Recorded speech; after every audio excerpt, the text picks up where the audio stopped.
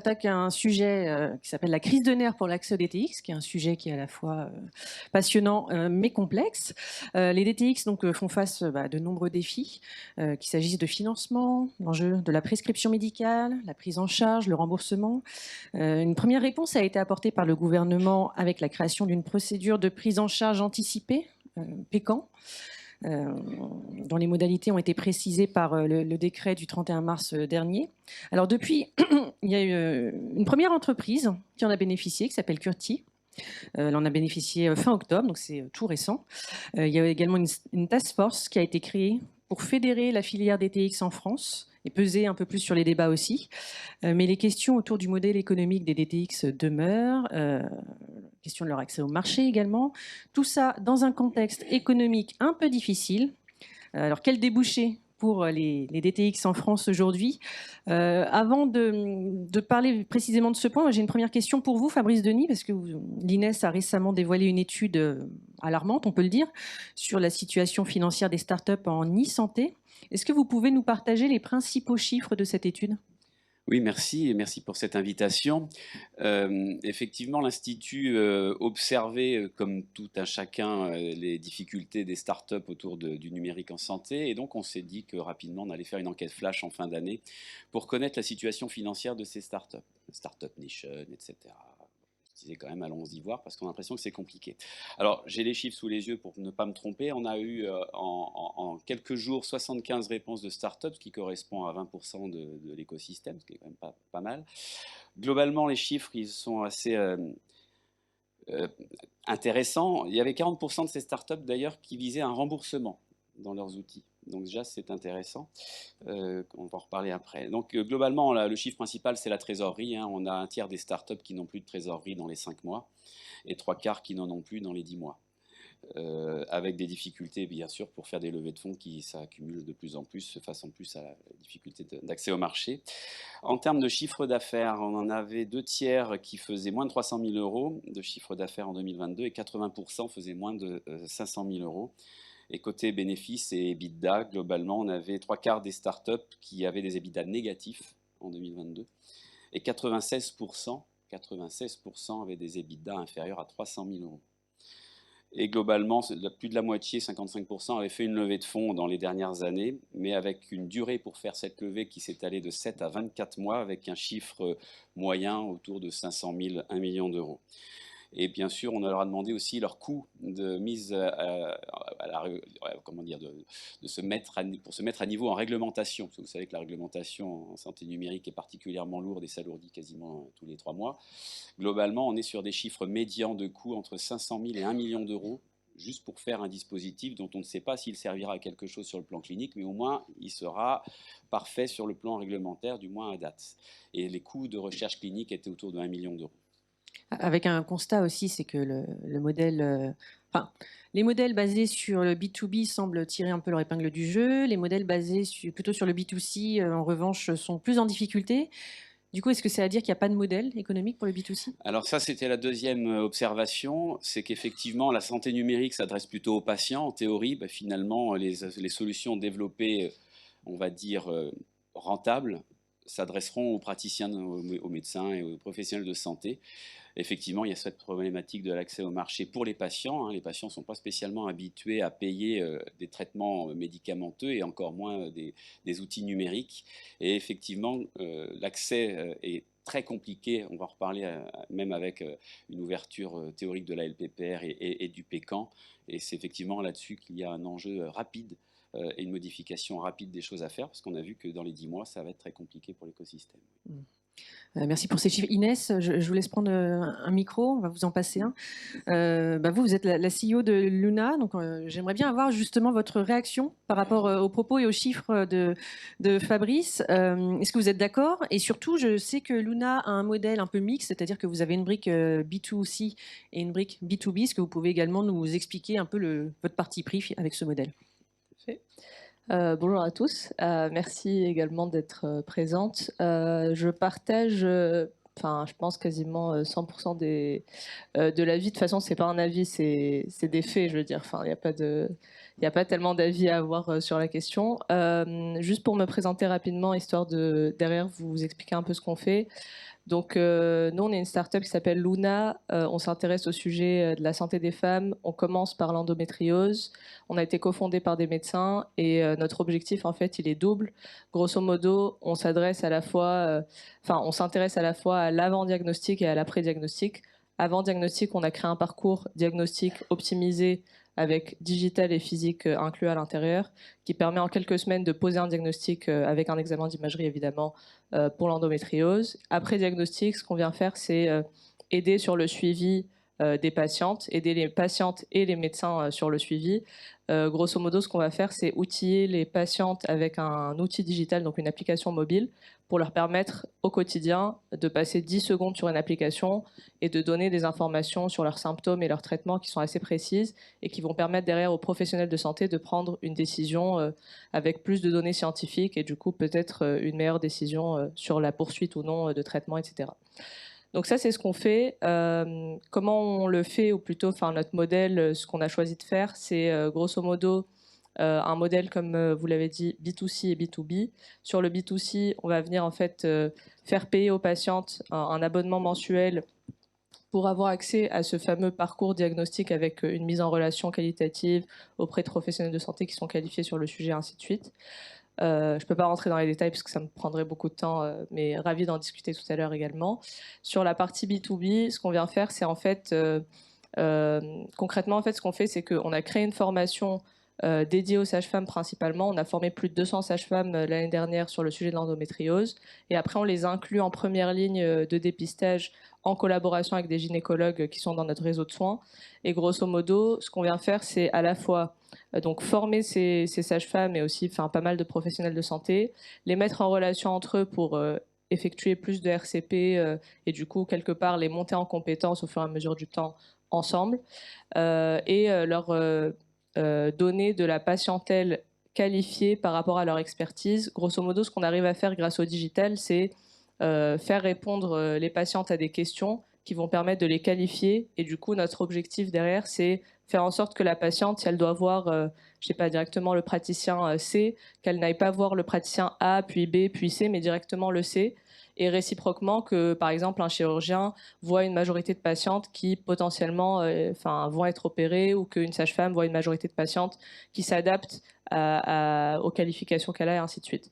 Donc ça, c'est le modèle qu'on a choisi de faire, notamment vu la conjoncture, les déserts médicaux gynécologiques, les problèmes sur les jeunes femmes qui n'arrivent pas à trouver de gynécologue à ce jour, et ainsi de suite. On ne peut pas instantanément avoir plus de professionnels de santé sur le marché. Ce qu'on peut faire, par contre, c'est faire en sorte que ces professionnels de santé voient les bonnes personnes et du coup maximiser quelque part les bons matchings patientes-médecins. Et du coup, notre modèle B2B, justement, en fait, on apporte une solution digitale pour le professionnel de santé, donc un logiciel. Vous allez peut-être me dire encore un logiciel. Bon, certes, le fait est que ce logiciel va permettre, en fait, les données qui sont dessus sont les données qui sont aussi sur l'application mobile de la patiente. Donc, en fait, la patiente, elle log toutes ces informations dans sa poche. Et globalement, toutes ces informations, elles transitent, elles arrivent sur la dashboard du médecin. Pas forcément en temps réel, mais plutôt avec des déclenchements de l'un ou de l'autre. Et on va faire payer des frais de dossier patient à chaque fois qu'une patiente va atterrir chez l'un des spécialistes, selon les qualifications, ainsi de suite. Juste peut-être un dernier mot, j'aurais fini. Sur le B2C versus B2B, je pense qu'effectivement, il y a un vrai sujet. En France, on n'est pas habitué à payer pour sa santé. Donc déjà, on n'est pas habitué à payer pour sa santé physique. Donc pourquoi est-ce qu'on payerait pour sa santé digitale ? C'est vrai que c'est une vraie question. En vrai, je pense que mon avis, il est un peu partagé. Il est un peu moins, on va dire, définitif sur la partie B2C. Je pense qu'il y a quand même un sujet B2C parce que, et peut-être qu'on en parlera derrière, il y a une émergence incroyable de toutes les applications mobiles pour les patientes dans le monde entier. Je pense qu'en France, on n'est peut-être pas habitué, mais que petit à petit, c'est en train d'arriver. Et je pense aussi que pour que le B2C fonctionne, il faut que les équipes, les startups ou autres, en tout cas les équipes qui développent ce genre de solutions, soient notamment constituées de personnes qui viennent du monde de la tech, de l'UX, du design, et pas forcément du monde médical stricto sensu, parce qu'en fait, pour faire en sorte qu'une application soit agréable à utiliser, ergonomique et pratique, c'est d'autres compétences qu'on doit venir chercher dans son équipe. Merci. Alors là, on est sur une solution qui a déjà trouvé un accès marché, qui a déjà effectivement qui est déployé. Si on remonte un petit peu en amont, et si là on part sur la question du financement, je me tourne vers vous, Baudouin. On sait que l'année 2022 avait déjà été difficile. On arrive fin 2023. Elle est encore plus tendue, j'ai envie de dire, notamment en matière de levée de fonds, etc. Est-ce que vous pouvez nous partager finalement le point de vue de Carista, comment vous vous êtes adapté à ce nouveau contexte 2023 un peu plus compliqué, et votre stratégie vraiment pour cette année et peut-être sur les mois à venir également? Donc, merci, je repositionne Carista. On est une société de gestion de fonds de capital risque qui est basée à Paris, qui existe depuis une vingtaine d'années. On investit dans 3 thèmes qui sont la santé, le digital hors santé et ce qu'on appelle les deep tech. Et en santé, on a constitué un fonds dédié à la digitalisation de la santé en 2018, qu'on est encore en train d'investir. Donc on avait, nous, du coup, collecté les fonds nécessaires avant Covid, donc on a traversé cette crise sans trop de difficultés. On a clairement vu un emballement du marché du financement des startups en général, et pas uniquement dans la santé, au cours des années 2020-2021. En réaction probablement à beaucoup de liquidités disponibles sur le marché, on était à l'ère des taux négatifs, et donc les investisseurs de nos propres fonds avaient comme nécessité d'aller s'exposer à davantage de risques pour pouvoir produire la substance financière dont ils ont besoin pour payer les retraites ou les dommages d'assurance. Et aujourd'hui, on a un peu le retour du pendule, où il y a un assèchement massif du marché qui est lié à la hausse des taux, qui est consécutif au démarrage de la crise en Ukraine. Et donc, il y a un resserrement très fort, en fait, de la chaîne de financement qui va de la bourse. On a vu une chute des valeurs boursières, y compris CAC 40 et compagnie, jusqu'aux valeurs technologiques et puis ensuite jusqu'au marché privé. Donc, nous, on est en bout de chaîne, mais on est tributaire de tout ce qui va se passer pour la suite.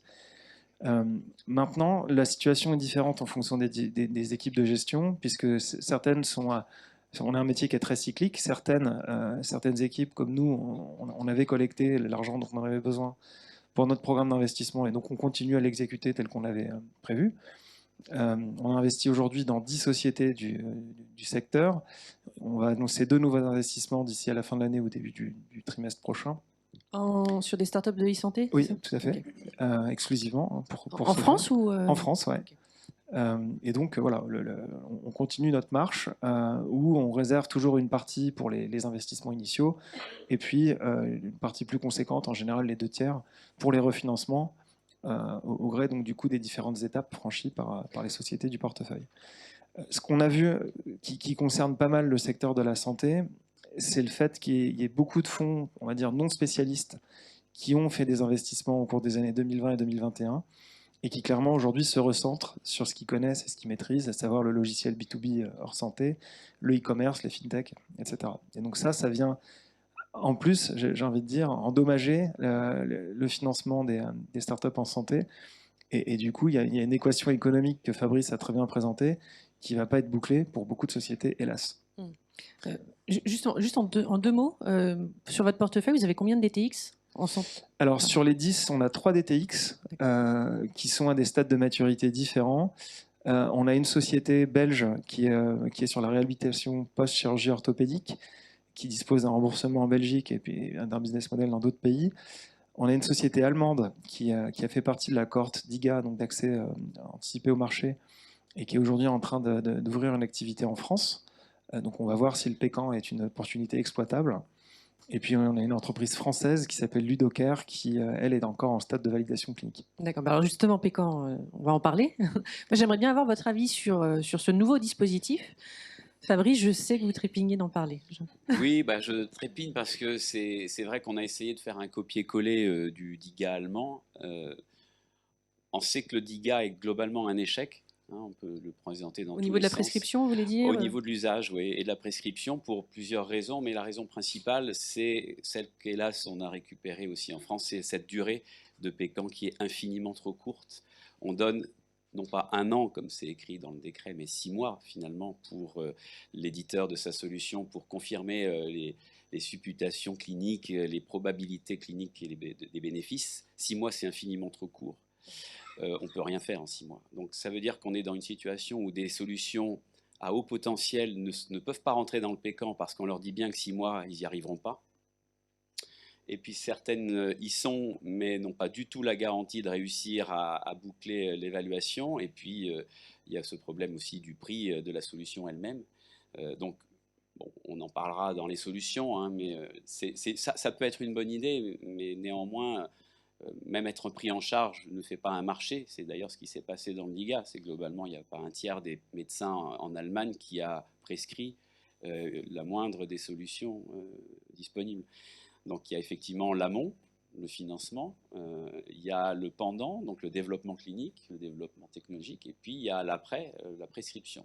Sur ces 3 noyaux, il y a des actions à faire et à faire très rapidement. Parce que moi, je suis médecin, il n'y a rien qui me tue le plus de voir des solutions extraordinaires se planter alors que je serais le premier à les prescrire. Enfin, je ne vais pas revenir sur la jurisprudence des Prexis, mais enfin, on est quand même sur quelque chose qui est, même en tant que, alors pour le coup, partenaire d'un fonds d'investissement, on n'a pas compris que cette solution avec 12 études, dont 2 randomisées, ne soit pas remboursée en France alors qu'elle l'est dans plusieurs pays. Et moi, comme cancérologue, je préférerais infiniment prescrire une application qu'un antidépresseur qui aura des effets secondaires, qui aura des interactions médicamenteuses avec mes chimiothérapies, donc il ne sera pas toléré. Et en plus, les antidépresseurs sont stoppés 1 fois sur 2 dans la semaine qui suit le début de la prescription, puisque les patients, on voit les effets secondaires, mais pas le bénéfice.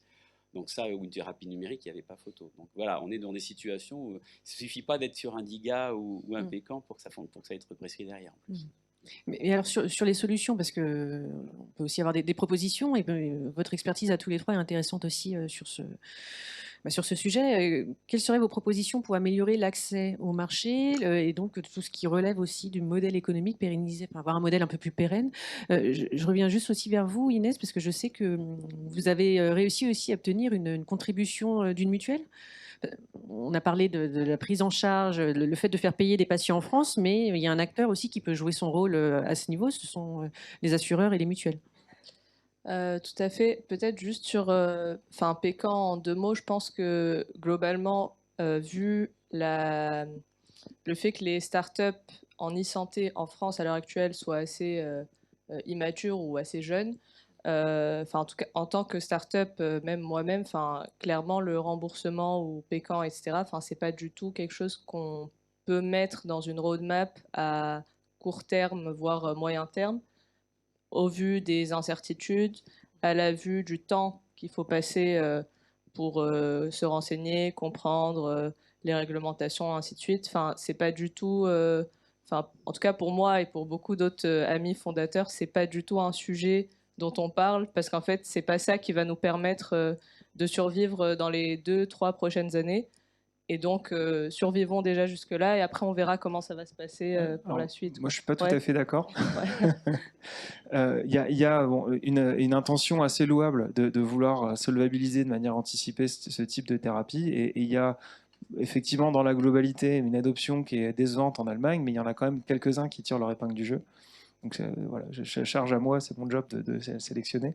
En revanche, le fait de pouvoir offrir une perspective de modèle économique, c'est clairement un facteur décisif pour les investisseurs. Une société, elle vit par ses clients, elle ne vit pas par ses investisseurs. On n'est pas là pour faire le pompier. Et donc, ce qui manque avant toute chose dans Pécan, au-delà de la durée qui est effectivement très mal assortie, parce que ça va exclure de facto tout un tas de pathologies, dans le dispositif en France, il nous manque déjà la base, qui est de savoir quel est le prix qui va être pris en charge dans cette période transitoire. Et donc, il y a eu des annonces qui ont été faites, à peu près toutes, sauf celle-ci, qui est quand même la clé de l'équation. Voilà. Maintenant, il y a différents types de produits, il y a différents potentiels de marché, et dans certains cas, l'accès au marché via Pécan est probablement une bonne idée. Dans beaucoup de cas, ce n'est pas une bonne idée. Voilà. Donc, il faut assortir en fonction des cas.